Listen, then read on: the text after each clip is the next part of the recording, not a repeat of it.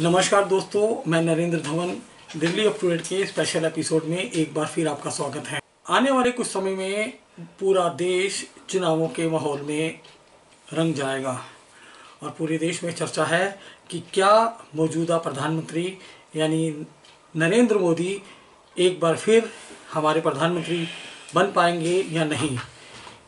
आज हम आपको ज्योतिष की नज़र से ये बताने की कोशिश करेंगे कि नरेंद्र मोदी की कुंडली क्या कहती है, क्या वो भारत के अगले प्रधानमंत्री होंगे या नहीं।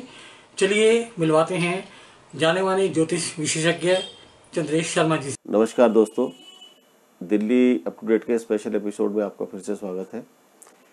पिछली बार हमने प्रियंका गांधी के चार्ट को एनालाइज किया था और उसको काफ़ी लोगों ने सराहा भी, उस पर कॉमेंट भी आए और अच्छा लगा कि ज्योतिष एक संभावनाओं की विद्या, मैंने पहले भी बोला।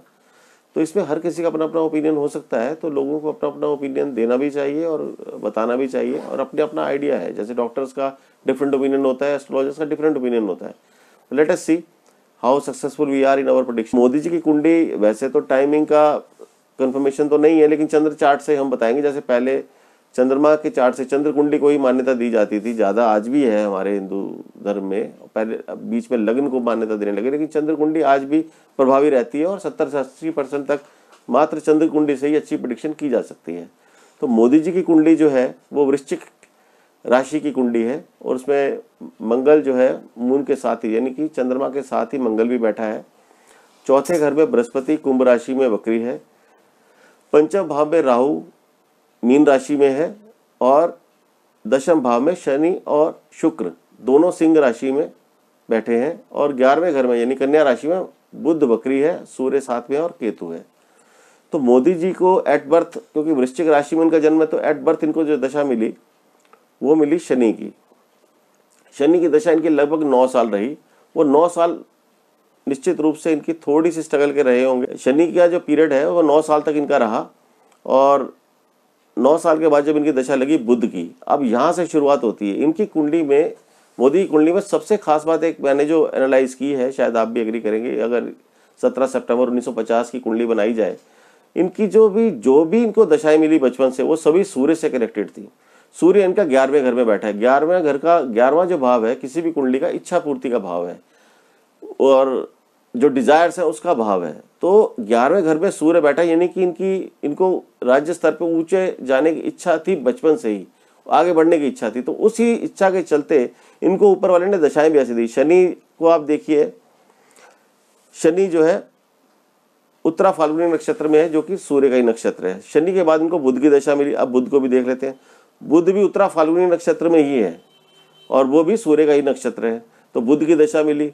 बुध की दशा इनकी 1961 से इनकी दशा लगी, यानी कि, और ये दशा चली इनकी 1978 तक। 1978 के बाद फिर इनको केतु की दशा मिली। अब केतु इनका 11th हाउस में ही बैठा है, बुध के साथ ही बैठा है, 11वें घर में बैठा है। तो उसको, वो भी उत्तरा फाल्गुनी नक्षत्र में ही है, वो भी सूर्य का ही नक्षत्र है। अब केतु की दशा भी निकल गई।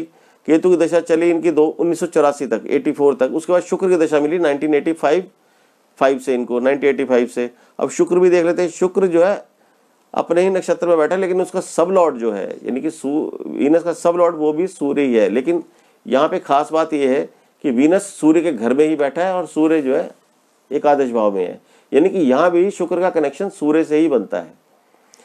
और ये दशा इनकी चली 2004 के बाद इन्हें प्रॉपर सूर्य की दशा मिल गई। तो सूर्य की दशा इनकी 4 से लेकर और 2010 दिसंबर तक 11 में इनको दशा मिली चंद्रमा की। चंद्रमा भी इनकी कुंडली का बहुत ही बेहतरीन प्लैनेट है। इनका 9th लॉर्ड भी है वो। चंद्रमा चंद्र कुंडली से देखे तो 9वें भाव का स्वामी भी है, और लग्नेश के साथ ही बैठा हुआ है।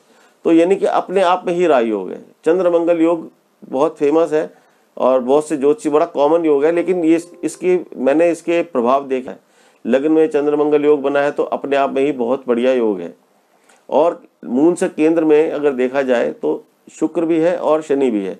शनि अगर केंद्र में होता है तो वो शश योग बनाता है, यानी कि उसको लीडर बनाता है, लीडर ऑफ मासेस। क्योंकि शनि जो है निचले लेवल के लोगों का, ग्रास रूट लेवल के लोगों को प्रदर्शित करता है, और शनि की केंद्र में स्थिति चंद्रमा से अपने आप में ही उसको शश योग बनाती है। तो ये तो है ही है। साथ में शुक्र बैठा है तो चंद्रमा से शनि जो है केंद्र में है, और केंद्र में शनि की स्थिति शश योग बनाती है। शश योग तो ये अपने आप में एक बहुत बलशाली कुंडली बन जाती है इस हिसाब से। और सबसे बड़ी बात यह है कि शनि दशम में बैठकर सप्तम भाव को भी देखता है। सप्तम भाव को देखना यानी कि ये एक ऐसी स्थिति है कि शनि का सप्तम भाव में दशम से दशम भाव को देखता है। ये भावत भाव में अगर देखा जाए तो और बलशाली हो जाता है।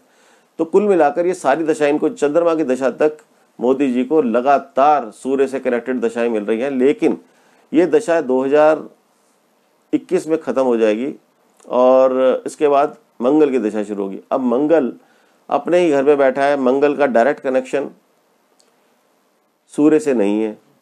पहली बात, सूर्य से डायरेक्ट कनेक्शन नहीं है, तो हो सकता है कि आगे चलकर राजनीतिक लेवल पर मोदी जी को थोड़ी बहुत दिक्कत का सामना करना पड़े। कुंडली अगर चंद्र भाव से देखी जाए तो इसमें ऐसा लगता है कि 2021 के बाद शायद उनको कोई स्ट्रगल का सामना करना पड़ सकता अपने राजनीतिक कैरियर में। जहां तक 2019 के चुनावों का संबंध है, मोदी जी की दशा तो अभी चंद्रमा की चल ही रही है और इनसे जो संबंधित दशाएं इनको मिलेंगी वो केतु और शुक्र और सूर्य। तो मोदी जी का 2019 में ऐसा नहीं लगता कि मोदी जी को कोई हरा पाएगा। मोदी जी दोबारा सत्ता में जरूर आएंगे, लेकिन हाँ, आने वाले समय में जब मंगल की दशा शुरू होगी, मंगल का कोई डायरेक्ट मतलब संबंध, इनका प्रत्यक्ष रूप से संबंध सूर्य के साथ नहीं आता, क्योंकि ऐसा इस बेसिस पे कहा जा रहा है क्योंकि अगर जब से शुरू से अगर इनकी दशाएं देखें तो सारी सूर्य से कनेक्टेड दशाएं थी और सूर्य 11वें घर में प्लेस्ड है, बैठा है। लेकिन अब जो दशा आएगी मंगल की, उसमें सूर्य से डायरेक्ट कनेक्शन नहीं है। तो ऐसा कह सकते हैं कि जब राजनीतिक कैरियर इतना लंबा चला है और इसके बाद सूर्य से कोई कनेक्शन नहीं बन रहा मंगल का, तो हो सकता है राजनीतिक जीवन में थोड़ा बहुत उथल पुथल हो। लेकिन फिलहाल 2019 के जहां तक इलेक्शन का सवाल है, मेरे को लगता है, मेरा ऐसा मानना है कि मोदी जी ही दोबारा आएंगे। मोदी जी की कुंडली के विषय में एक बात और मैं बताना चाहूँगा जो बहुत इंटरेस्टिंग है और बहुत से लोग इससे एग्री भी करेंगे। 7.5 से लोग बहुत डरते हैं, लेकिन मोदी जी कुंडली में अगर आप देखें तो इनका चंद्रमा वृश्चिक राशि में नीच का है, लेकिन इनकी 7.5 भी चल रही है। 2014 से ही चल रही है, जब ये प्रधानमंत्री बने तब से इनकी 7.5 चल रही है। और 7.5 के ऐसे बहुत से एग्जाम्पल हैं जबकि 7.5 में लोगों को राजयोग मिलता है। तो मोदी जी का वही हुआ, इनको राजयोग मिला 7.5 में। मोदी जी प्रधानमंत्री बने 7.5 में, जो भी कर रहे हैं इनकी 7.5 अभी भी चल रही है और जनवरी 2020 तक चलेगी। अब देखिए, इसमें और भी एक चीज है, इनकी कुंडली में एक मालव्य योग भी बनता है। जो मोदी जी का ड्रेस कोड आपने देखा होगा, he is very particular about the dresses. तो जो मालव्य योग होता है शुक्र के बैठने से, शुक्र केंद्र में अगर चंद्र से हो तो मालव्य योग बनता है। इसके बैठने से देखिए, मोदी जी का जो कपड़ों को जिस तरह से कैरी करते हैं, जिस तरह से पहनते हैं, वो पहनावा इनका, वो सब चीज इनके शौकीन बनाता है। वो शौक होता है इंसान को।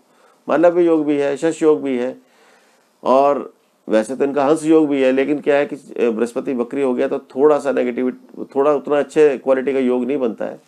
चंद्र मंगल योग है केंद्र में, तो बहुत सारे राजयोगों के साथ ये कुंडली है और मुझे उम्मीद है कि ये 2019 के इलेक्शन में मोदी जी अच्छा करेंगे, बीजेपी अच्छा करेगी, मोदी जी अच्छा करेंगे।